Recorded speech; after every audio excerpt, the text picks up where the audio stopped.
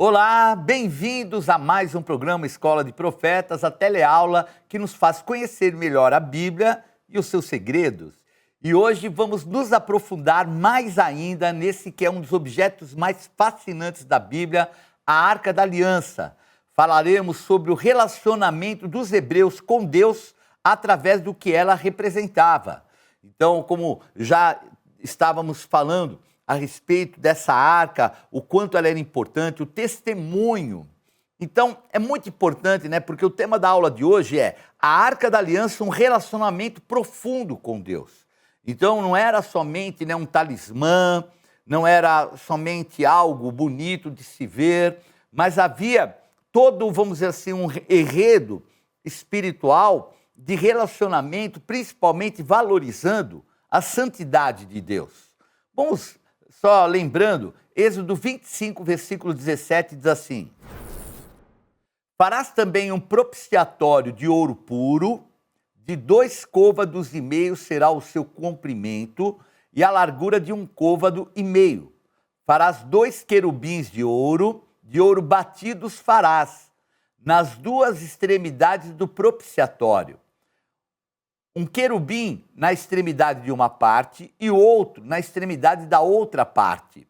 De uma só peça com o propiciatório, fareis os querubins nas 2 extremidades dele.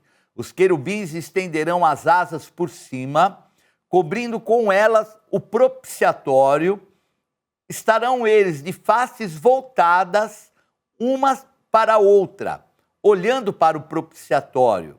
Porás o propiciatório em cima da arca, e dentro dela porás o testemunho que eu te darei. Ali virei a ti, de cima do propiciatório, do meio dos 2 querubins que estão sobre a arca do testemunho, falarei contigo acerca de tudo que eu te ordenar para os filhos de Israel.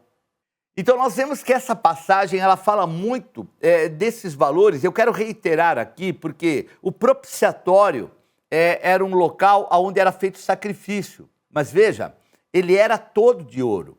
Não era uma madeira folheada a ouro. Ele era todinho de ouro.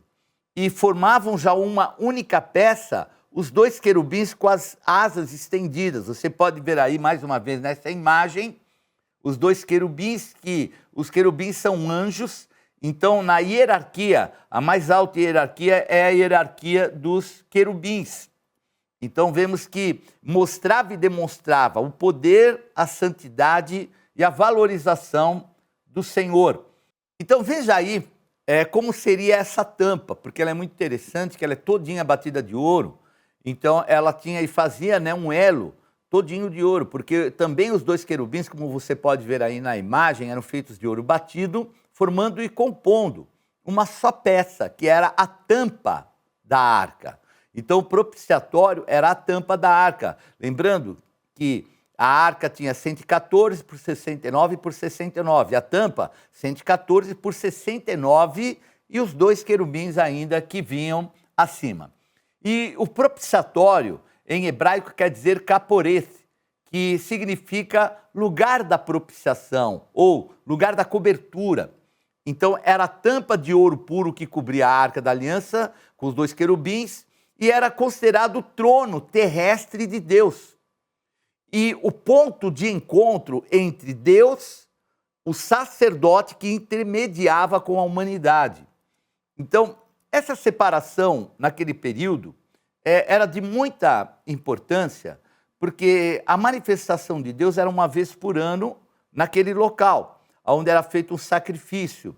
E é interessante porque a palavra propiciatório é tornar propício, tornar favorável. Então, uma vez por ano, depois vou dar mais detalhes sobre isso.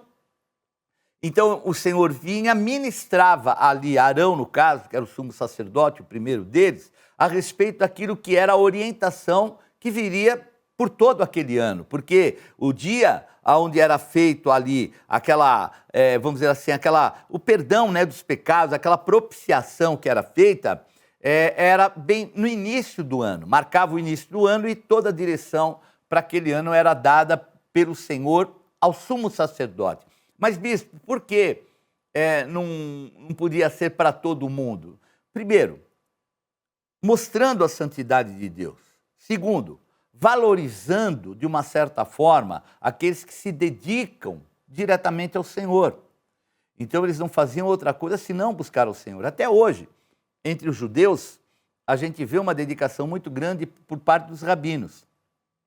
Um exemplo é a mezuzá. Então, a mezuzá, como nós já falamos, dentro ela vem com uma parte da Bíblia, se não me engano, Êxodo 28, eu não lembro bem qual é a passagem agora, mas é uma passagem que ela é escrita pelo próprio rabino. Então, é um pequeno folheto que tem, feito à mão em hebraico, e não pode ter mínimo de erro. Então, veja, uma dedicação voltada somente aos valores do Senhor, aos valores de Deus. Então, mostrando não só a santidade, mas o referencial. Você pode ver aí nessas imagens, né? Então, nós temos aí a nossa mezuzá deste ano, e dentro vai um escrito mostrando o quê? A proteção de Deus, o Senhor guardando não só a nossa casa, a nossa família, as pessoas que integram a coisa mais importante, que é a nossa família. Então, é dessa maneira que a gente percebe essa dedicação. Então, a dedicação que era feita pelo sumo sacerdote, ela era muito grande.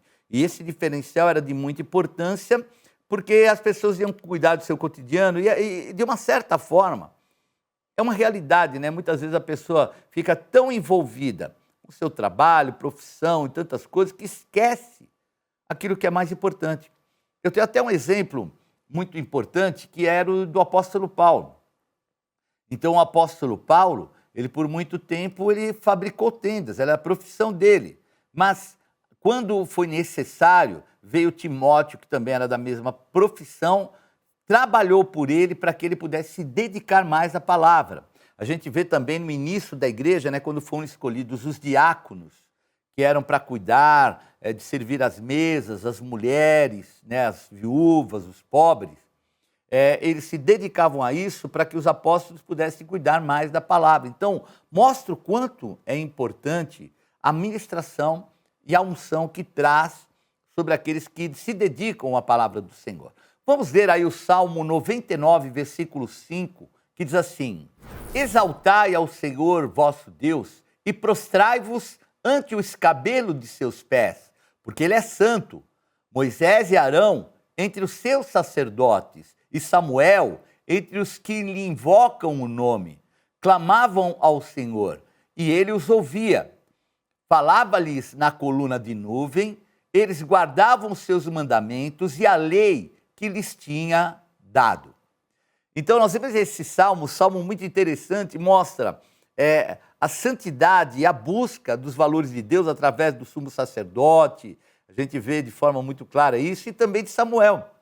E Samuel, depois nós vamos dar mais detalhes, porque mais à frente a gente vai falar sobre a Arca da Aliança, ela vai ser levada ali, infelizmente, pelos filisteus, tem todo um histórico disso, e é nesse período que Samuel, que não era da tribo de Levi, vai se transformar num sacerdote. Vai ser alguém que vai interferir nas coisas de Deus pela entrega dele, pela busca dele. Depois nós vamos dar mais detalhes sobre isso. Mas veja que é muito interessante que fala sobre o escabelo dos seus pés. E o escabelo nada mais é do que o local onde são postos os pés.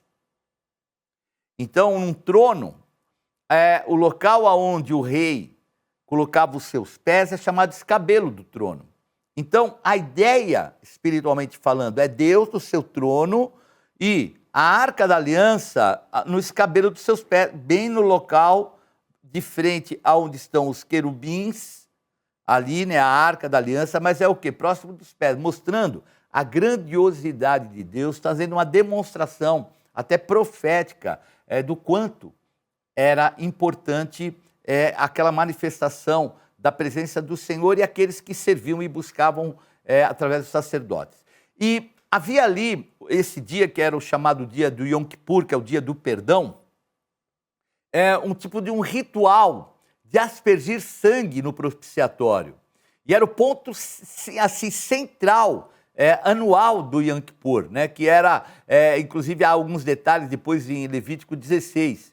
E era um único dia no ano em que alguém, ou seja, o sumo sacerdote podia entrar lá no Santos dos Santos e nesse compartimento ele poder internamente fazer o sacrifício, derramar de sangue no propiciatório, no local onde a Arca da Aliança ficava. Então tá aí, nós vamos agora a um pequeno intervalo. Fique ligado no programa Escola de Profetas.